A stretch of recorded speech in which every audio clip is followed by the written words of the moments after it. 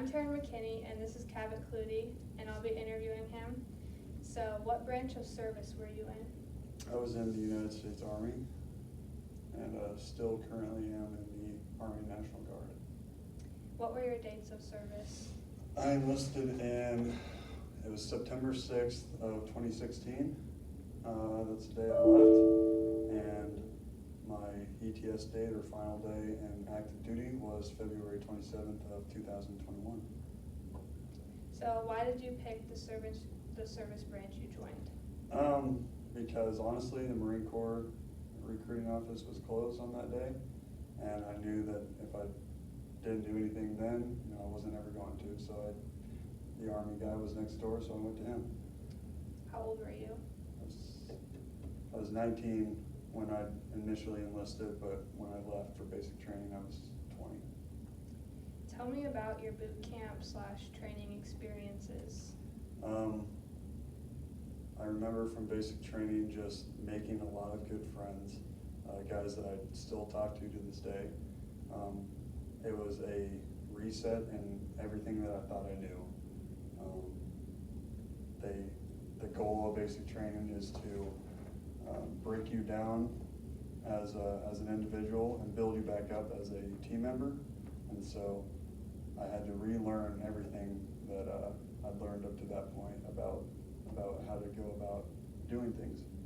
So did you have a specific thing that got you through it all, or just?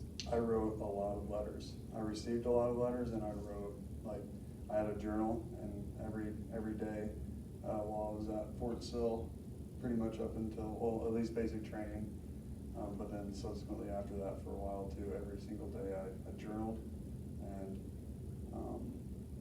I just had the grace of God with me, and I guess a stubborn attitude. I don't quit very easily, so that helped a lot. Do you still look back at those journals ever?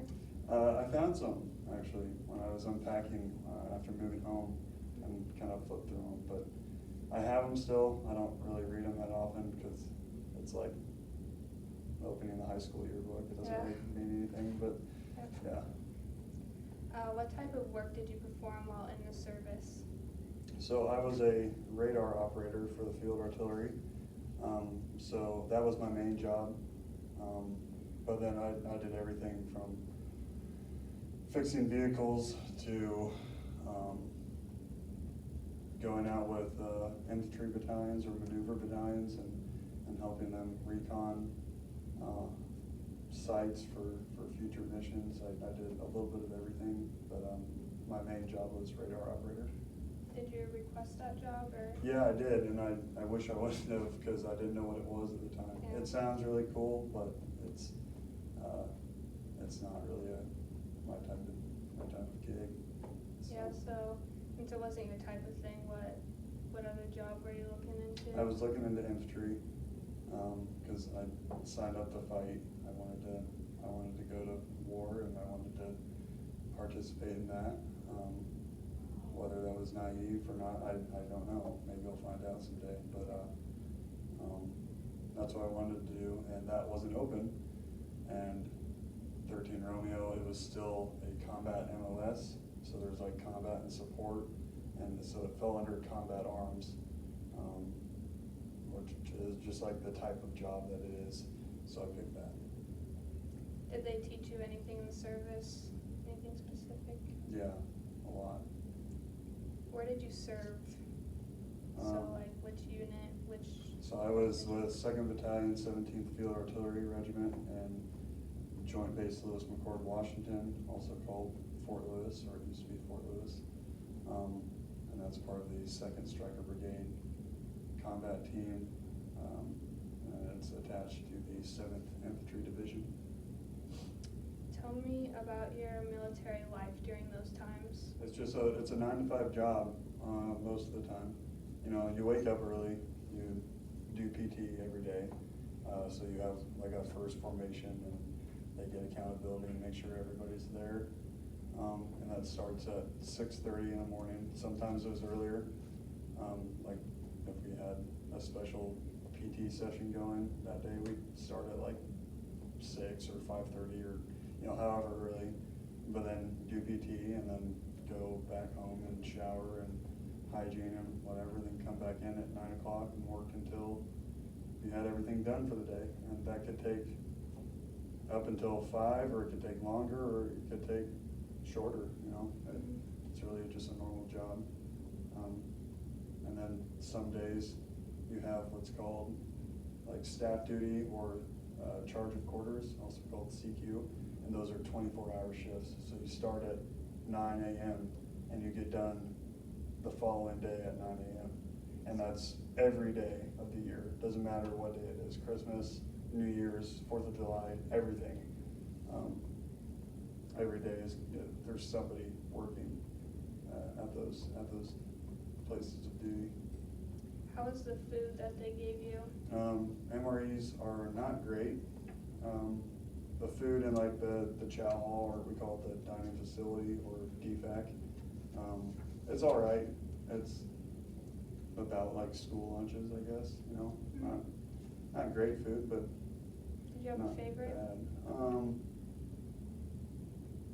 No, not that I can remember. Were the rules strict? How are the rules? Yeah, I mean, I never thought of it as like like I worked several jobs before joining the military, so it's like a normal job, but there are restrictions. So, you can't go more than, I think it's 250 miles away from post or wherever you're stationed at without the commander's signature. Everything that you do, you have to check with your first line supervisor to make sure that that's okay, and that's where the chain of command comes into place. So information's always being flown, or it's flowing through the chain of command. So you'll request to go on leave, it'll go up and then come back down, and that's how everything is. So that's why they teach you how to be a team player, because being a lone wolf in the military, that's a Hollywood thing. That doesn't happen. Yeah. So what did you do with your free time other than journaling? I was an outdoors fanatic, and I still am. Hunting, fishing. I was up in the Pacific Northwest, so I did a lot of rock climbing, a lot of mountaineering and hiking and kayak, and just everything you could think of outdoors. I was there for. I really spent almost all of my spare time doing something outside. What was the weather like? Up in Washington? Yep. Rainy, very rainy for about 8 or 9 months out of the year. But in the summers, it's really nice, so I highly recommend checking it out. Were you awarded any medals or citations? Yeah, I got, let's see, well, everybody that graduates basic training, you get the Army Service Ribbon, and then when you graduate your advanced individual training, or AIT, that's like your job training, then you get because we're currently in, or we were, I don't know if we still are, but we're in a conflict, we were awarded the NATO medal, NATO Defense Service Ribbon, I think. And then I also received my Good Conduct Medal, and that's basically you go 3 years without getting in trouble. I was really good at not getting caught. And then also I got Army Achievement Medal and Army Commendation Medal. A couple of those. What was the highest rank you achieved? I made it to the rank of corporal. I was like trying to get sergeant, and then I missed it.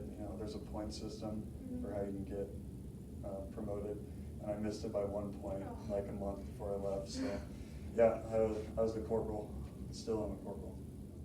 Tell me about your commanding officers. Some are good, some are bad. Some I would follow to hell and back, and some I would watch them go and not wave goodbye. Yeah. Like they're people like you and me, and they have a job to do, and some are good at their job and some aren't. Yep. How did people entertain themselves? That depends. You know, there's a lot of people like me that spent all their time hunting and fishing and doing everything outdoors, and there's some people, you'd be surprised the amount of guys, especially young guys, coming in that all they do is play video games. And I didn't have a video game console for that reason, because I knew that I'd sit in my barracks and not do anything, and that's not how I wanted to live my life. So, and then partying, everybody parties, so. Do you recall any particularly humorous or unusual events? When North Korea was testing their nuclear missiles, that would have been in 2018 maybe, 2018 or 2019. We were on the verge of going to Korea, as like we were a quick reaction force for the units that are stationed in Korea. So we would have been the first to go over there if anything had happened, and we were getting ready for that to happen. So I can't say that we were ever like, you know, we never got direct orders like, hey, we're going to Korea, but we were being told, prepare, pack your bags, have things ready to go, because when it happens, we need to be there fast. And so there was that, and then I was scheduled to go to Thailand for a little bit, and the Philippines, but I never got to. But and then they were talking about going to India as well, all just on training missions. But no, just like everything that happens, you know, on a national scale, we feel in the military, like that feeling that the American people have is amplified when you're in the military, because, you know, if something happens in this country over here, they'll talk about it on the news. We'll get orders to start preparing for that occasion. So it's kind of like a hyper-reactive work environment, I guess. So your service just ended. Do you recall the day it ended? Yes, I was here already. I was on terminal leave, and it was February 27th, and it was a normal day, but it was, I guess because I'm still in the Guard, it wasn't like a huge sigh of relief. It was more so the day that I left Washington. My brother and I drove back, and you know, I was just like leaving the installation for the last time, and that was it was cool. I know I'll go back up there sometime, you know, whether for work or play or whatever, but it was not like a special moment, I guess. It was just an observance, you know. It wasn't necessarily remarkable. I just kind of made the comment like, oh, I'm leaving, so. Yep. Did your military experience influence your thinking about war or about the military in general? Absolutely. Yep. As somebody who, you know, I never held a command position. I'm not an officer, and I was never a high enough ranking enlisted service member to see the whole big picture necessarily. But when it comes to making strategic decisions for military personnel, and you know, this isn't just me saying this is every guy that's ever been a lower enlisted serviceman, you know, sort of soldier, airman, Marine, sailor, whatever. We all have opinions on how our commanding officers, our commander-in-chief, how they should all do things, and then it never quite lines up with how they actually do implement their directives or their policies. But I became very aware of foreign policy. I started looking into that more so than I had before entering the service, and that was because not only did it affect me, but as a taxpayer, I also want to know where my money's going, and I saw a lot of wasted money in the service. So that influenced, my decisions and my thinking. But then also living up in Washington, everybody's kind of a hippie, so I kind of fell in line with them and kind of became a hippie, and as much of a hippie as somebody from Nebraska can be, so. Yep. Is there anything you want to add that we haven't covered? Yeah, actually. I think that more people from this area should join the service. And I say this with some disclaimers. There's a lot of days where I hated my job. There's a lot of days where I did not want to get out of bed. There's a lot of time that I spent focusing on myself and trying to figure out who I am and how I fit into this world. And there's a lot of memories that I wish I didn't have to relive. And I don't even say that because I never went to combat. I'm just saying there were some bad times. There were some really sucky parts of it. With that being said, I think that people from the Midwest, and more specifically Hamilton County, Nebraska, I think we grow up with a very strong work ethic. I think that we have a lot of respect for everybody. We're this area here, we have a good education system,